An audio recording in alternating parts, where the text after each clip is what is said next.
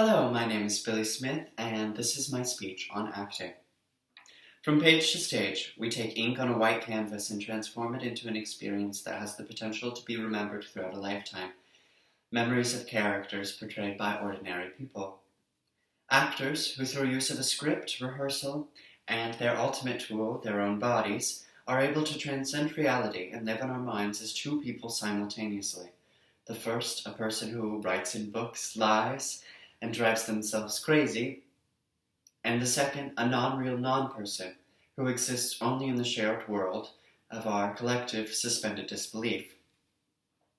The first tool I want to talk about today is text, and throughout my demonstration I will be using Hamlet's first line in the To Be or Not to Be speech from Act 3, Scene 1 of Shakespeare's Hamlet. Actors are bound to the text provided to them by the playwright. They highlight their script. They learn every line because they're responsible for knowing every line they say during the play. They also use given circumstances, that is the life of the character before the play, the experiences that a character and sometimes even the actor has had before they walk on stage. So my first demonstration will be using the text to determine whether a reading of Hamlet as questioning reality, or Hamlet as questioning self-slaughter, or whether or not he wants to continue living throughout the play, is most apt. Seen here. To be or not to be? That is the question. Whether 'tis nobler in the mind to suffer the slings and arrows of outrageous fortune, or to take arms against a sea of trouble, and by opposing end them. Through the text, I could surmise that Hamlet is questioning reality. Perhaps, let's see what self-slaughter looks like. To be or not to be? That is the question. Whether 'tis nobler in the mind to suffer the slings and arrows of outrageous fortune, or to take arms against a sea of troubles, and by opposing end them. Hamlet uses a lot of negative words in his speech, which I could take to mean that he has a negative feeling towards life itself, and perhaps doesn't want to make it through the end of the play. That's an example of how we can use text to decide whether, how the character is going to feel by the end of the play, or how we should demonstrate the character. And that example is also a good example also of rehearsal, which is our next point. Actors use rehearsal to develop worlds.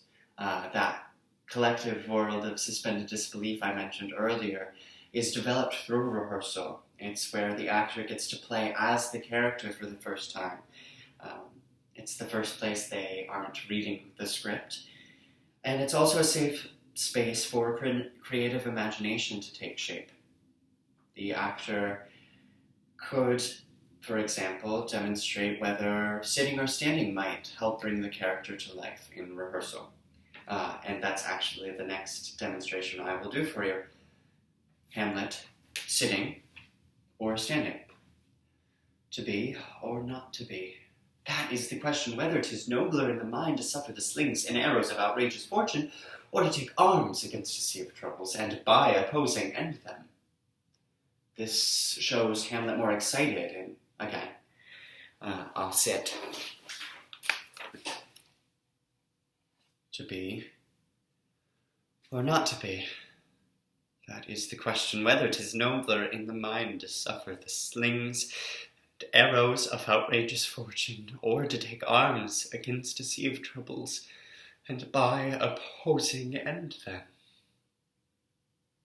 And that demonstrates Hamlet more lethargic, more different. Again, through rehearsal, actors are able to surmise which option might be more appropriate for the character, and which choice brings the character most to life. I think that sitting makes me feel more like the character because it's a bit lethargic.